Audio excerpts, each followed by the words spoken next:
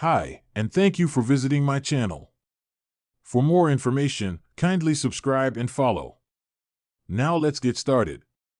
Former WWE head writer Vince Russo recently shared his thoughts on Roman Reigns' epic return to Raw. The megastar showed up during the final segment of the Red Brand. This week's Raw featured a huge gauntlet match to determine the #1 contender for Gunther's World Heavyweight Championship. Braun Breaker had a solid start in the match, running through competitors like Penta Louisiana Knight and Jey Uso. However, CM Punk came out last and got the better of Braun. Breaker and Bronson Reed started a beatdown on Punk and Jey after the match. Just then, Roman made his shocking return to Raw and cleaned house. On a recent episode of Sportskeeda Wrestling's Legion of Raw, Russo noted that Reigns had been gone so long that most casual fans even forgot his ongoing storyline.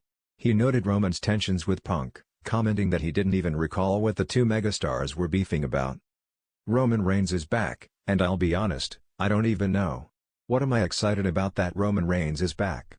Then they have the little thing in the ring with him and Punk. And I can't even remember, is there heat between him and Punk? I swear, I don't even know what's going on anymore. I really don't. 154 onwards. This is the first time since the Raw after WrestleMania that Roman has graced WWE TV. It will be interesting to see what the original Tribal Chief has in mind in the weeks leading up to SummerSlam. When Roman Reigns' music hit last Friday on SmackDown, the entire arena thundered with deafening roars. After months away, months filled with uncertainty, speculation, and desperate chants of "We want Roman," the Tribal Chief returned, every bit the larger-than-life figure that has defined this era of WWE. Yet while the fans rose to their feet and social media lit up like a 4th of July sky, one veteran backstage leaned against a production crate, arms folded, eyes narrowed. To him, the roar felt hollow. That veteran was none other than WWE Hall of Famer and respected locker room voice, Booker T. The two-time Hall of Famer had just finished up an appearance on the kickoff panel, suited and sharp as ever, when Roman's return hijacked the final segment of the night. Cameras didn't catch it, but Booker's reaction was far from the jubilant cheers of the crowd. Instead, he muttered to a nearby producer, "What am I excited about? Another speech? Another half-promise?" His tone carried the weight of a man who's seen too many supposed saviors. Backstage, the mood was electric. Superstars gathered around monitors, younger talent whispering in awe. Even hardened producers like Michael Hayes cracked rare smiles. Roman Reigns, flanked by Paul Heyman, who looked both relieved and terrified, stepped into the center of the ring with that same icy calm that's turned would-be challengers into footnotes. But to Booker T, it was the same act he'd seen too many times before. "It's the same entrance, the same song, the same slow walk to the ring," Booker later told WWE backstage in a post-show interview that would go viral within hours. "Don't get me wrong, Roman is a star. One of the biggest ever. But where's the evolution? Where's the danger? He's been gone for months, they had all this time, and we're doing the same thing. Look at Randy Orton. Every time Randy disappears and comes back, you feel like he's got a new edge. Roman's just back. That's it. What am I excited about?" For the fans in the arena, though, the moment was cathartic. Roman Reigns stood under the spotlight, microphone in hand, Heyman cowering at his side, and with a single raised finger, acknowledging himself as the Tribal Chief, he commanded total silence. He didn't roar or rant.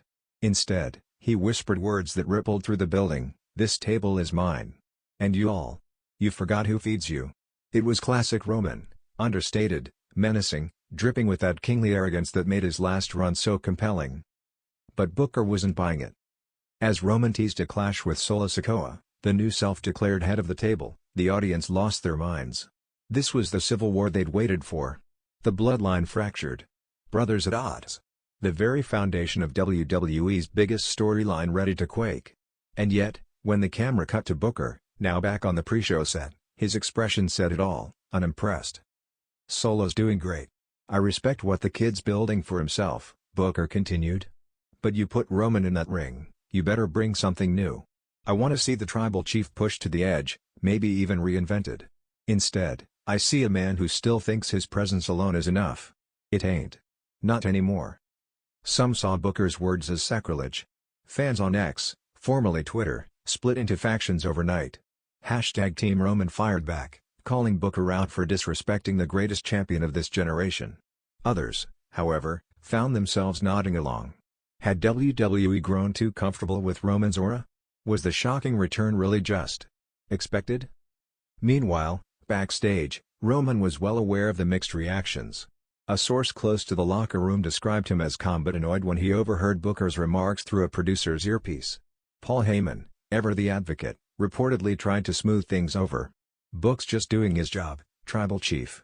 He keeps the fires burning," Heyman was heard whispering while Roman sat in his private dressing room, taping ice to a sore shoulder after that brief stare-down-turn scuffle with Solo's new enforcer, Tama Tonga.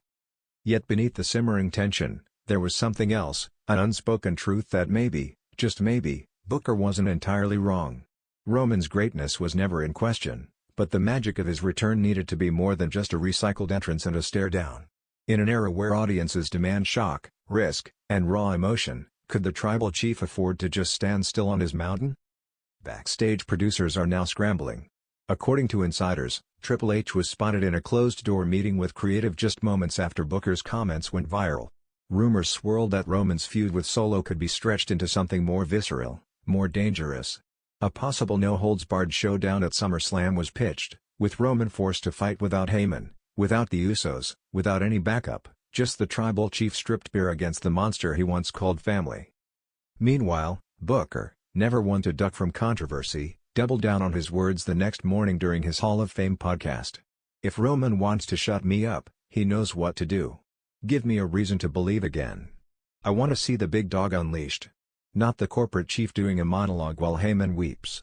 I want to see a man who will bleed for this business the way we all did. Or else? Don't ask me to clap." It's a bold dare, one Roman Reigns can't ignore. Because whether you agree with Booker or not, he tapped into something real. WWE is a living organism. It needs evolution, risk, and moments that redefine its stars.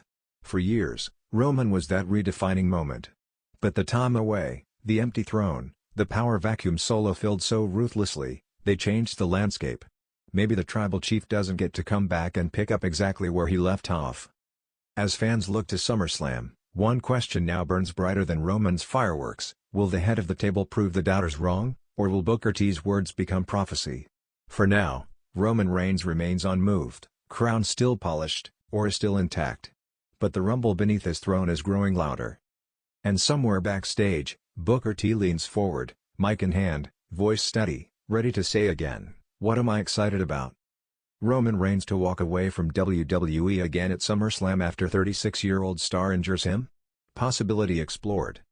Roman Reigns made his much-awaited return on the post-Saturday night's main event 2025 episode of WWE Raw.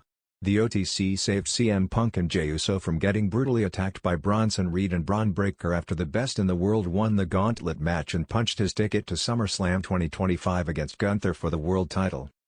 Meanwhile, it appeared Roman Reigns and Jey Uso would align the forces to take on Braun Breaker and Bronson Reed in a tag team bout. Things could turn ugly at the biggest party of the summer, and the head of the table might go on another extended hiatus after getting brutalized by Big Bronson Reed, taking multiple tsunamis in a row. Reigns would certainly leave WWE after SummerSlam 2025 to film the Street Fighter movie he is part of. Hence, Reed taking him out at SummerSlam would serve as a perfect send-off for the undisputed Tribal Chief. That said, the angle proposed above is speculative, and nothing has been confirmed yet. Roman Reigns sends a warning following his WWE return. After a groundbreaking return to the Stamford-based promotion on the latest edition of Monday Night Raw and laying out both Braun Breaker and Bronson Reed, saving CM Punk and Jey Uso in the process, the undisputed Tribal Chief has sent a chilling warning to all his foes. The original Tribal Chief tweeted from his official X/Twitter account that more receipts are on the way, hinting that he would punish Braun Breaker and Bronson Reed more. More receipts to come. Good to be back. WWE Raw, wrote the original Tribal Chief. With all the buzz attached to his name and his potential return bout at the biggest party of the summer, it will be interesting to see what plans the Stamford-based promotion has for Roman Reigns in the coming weeks. Roman Reigns stood in the middle of the ring, the bright lights of SummerSlam burning down on him like the relentless heat of the Florida sun outside Ford Field. Sweat dripped down his forehead and into his eyes, but he didn't wipe it away. He needed to see clearly, needed to burn this moment into his memory. The Tribal Chief had just survived 30 grueling minutes with the one-man WWE never expected to stand toe-to-toe with him, Drew McIntyre. The Scottish Warrior, a 36-year-old veteran who'd clawed his way back from career lows and broken promises, had just given Roman the most punishing match of his second title reign. For months, Drew had been on the periphery of the Bloodline's empire, a constant threat lurking in the shadows of Roman's dominance. When he returned from his shoulder surgery in May, fans assumed it would be business as usual. Drew would put on a good show, hit a few claymores, and then fade back into the rotation. But something was different this time. There was an edge in McIntyre's eyes, a raw hunger that reminded Roman of himself 10 years ago. It started backstage at Money in the Bank when Drew confronted Paul Heyman. Cameras caught them in a heated exchange. Heyman, trying to reason with the towering Scot, reminding him of contracts, appearances, unspoken agreements that kept the Bloodline's fortress intact. Drew just smiled, slapped Heyman's phone out of his hand, and walked away without a word. Everyone should have seen what was coming. The match at SummerSlam was brutal, no cheap finish, no interference from Solo or Jimmy. Roman had insisted on it. He needed to prove that he was still the head of the table, not a man hiding behind brothers and cousins. So he made the Bloodline stay backstage. It was going to be him and Drew, one-on-one, just like the old days. But the old days were gone. And so, it seemed, was Roman's invincibility. Midway through the match, Drew drove his knee into Roman's ribs with a sickening thud that echoed through the stadium. Reigns felt the pop immediately, something tearing deep inside. He staggered, doubled over, but forced himself to keep going. He hit a Superman punch out of pure instinct, but the pain when he landed made his vision blur. The crowd smelled blood. They chanted Drew's name louder than they'd ever chanted for Roman. The tribal chief's kingdom was crumbling around him, and for the first time in years, he couldn't do anything about it.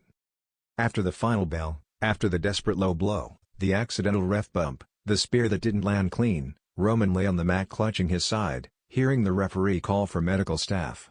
Drew stood over him, holding the championship he hadn't won but still looking like a victor. The camera zoomed in on Roman's face as he whispered something only Drew could hear. "Don't make my mistake," Roman rasped, the words tasting like blood and regret. Drew didn't respond. He just nodded, dropped the belt onto Roman's chest, and stepped aside as the medics poured into the ring. Hours later, backstage was chaos. Solo Sikoa was pacing like a caged wolf. Paul Heyman was on the phone with the higher-ups, his voice quivering. Jimmy and Jey Uso, estranged, divided by months of betrayal, stood awkwardly nearby, exchanging glances that said more than words ever could. Inside Roman's private locker room, the man himself sat slumped on a steel chair, his side heavily bandaged, his eyes red but dry. A doctor was explaining that he'd cracked 2 ribs and likely torn abdominal cartilage. Recovery could be months. Could be longer if he pushed it. Roman barely heard him. His mind was elsewhere, on the empire he'd built with every drop of sweat, on the family that now looked more fractured than ever, on the WWE universe that once bowed to him but now seemed hungry for something new. Paul Heyman slipped in when the doctor left. He perched on the bench opposite Roman, clutching his phone like a lifeline. "You don't have to decide now, my tribal chief," Heyman said softly. "Let the board figure it out. Let me handle Drew. You just get better." Roman looked at him, that old fire flickering behind exhausted eyes. "It's not about Drew. It's about me." Heyman leaned forward. "You're the greatest champion of this generation. They can't do this without you." Roman almost laughed. "Almost. They can. They will. Maybe they should." News leaked before Raw even went live the next night. Roman Reigns had been injured at SummerSlam. Reports were conflicting. Some said he'd miss weeks. Others whispered he might not come back at all. Social media exploded. #ThankYouRoman trended for 48 straight hours. Clips of his greatest moments flooded TikTok and Twitter. Fans who once begged for him to drop the title now seemed desperate for him to stay. But Roman had already made his choice. 1 week later, he appeared on SmackDown, not in his gear, but in jeans and a black Bloodline hoodie. No pyro, no grand entrance. Just Roman, walking out to the ring like a man carrying the weight of 2 decades on his shoulders. Heyman trailed behind him, looking small and fragile for once. Solo Sikoa stood at the entrance ramp, arms crossed, jaw clenched. There was no sign of Jimmy or Jey. Just empty space where family used to stand. Roman picked up a microphone and stared at the sea of fans who now chanted his name with more reverence than ever. "I'm hurt," he said, his voice calm but strained. "I'm tired. And I'm done pretending I can carry this by myself forever." A hush fell over the arena, 20,000 people waiting for a man who once promised he'd never leave again to say the words they dreaded. "When I came back 4 years ago, I told you all this was my island. My kingdom. My table. But somewhere along the way, I forgot that even a chief needs to eat. Needs to rest. Needs to breathe. He paused, let the silence settle. So I'm gonna go home. I'm gonna heal. And maybe, just maybe, I'll find something bigger than all this. A single tear slipped down Heyman's cheek. Solo didn't move, his eyes locked on Roman like he was memorizing every line of his face. Roman dropped the mic. No dramatic goodbye, no final pose. He stepped through the ropes, winced as his ribs reminded him of Drew McIntyre's knee, and walked up the ramp without looking back. By the time the final credits rolled on SmackDown, the questions were already swirling. Would Roman Reigns really walk away for good? What would happen to the bloodline now? Was Drew McIntyre the new king, or just another man with a target on his back? Only one thing was certain, the island of relevancy felt a lot emptier that night. And for the first time in years, the WWE Universe wondered if maybe the island had always needed its chief more than he needed it.